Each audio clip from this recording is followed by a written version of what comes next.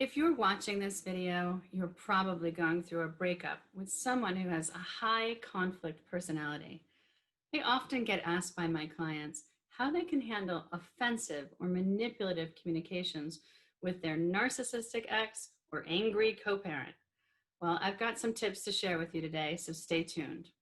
Hi, I'm Deborah Whitson, mediator and family law attorney, and I'm not qualified to diagnose your ex as a narcissist, but I've had lots of experience communicating with a-holes.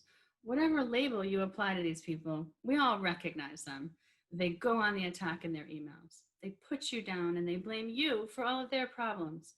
And of course, they use social media to try to humiliate you publicly. The worst thing you can do when dealing with an a-hole is to respond in kind. Poking the bear is only going to get you mauled. Look, I can't take credit for the approach I'm going to share with you. This simple and easy method was developed by author, attorney, and social worker Bill Eddy. Mr. Eddy proposes a communication approach that he has coined the BIFF method. That's B-I-F-F. This method has 4 elements. Let's look at them. The B in BIFF stands for brief.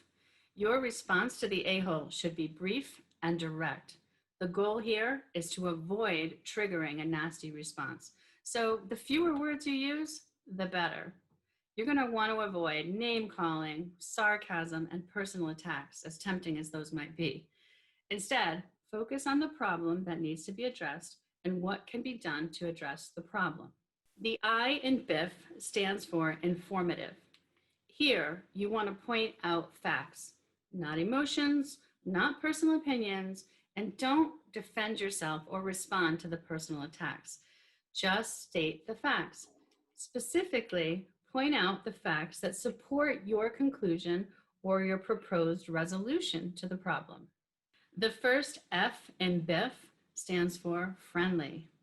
I know you're thinking, but Deborah, how on earth am I going to stomach being friendly to the a-hole who verbally attacked me? Listen, hear me out. We are not suggesting that you compliment the a-hole or invite him or her over for coffee.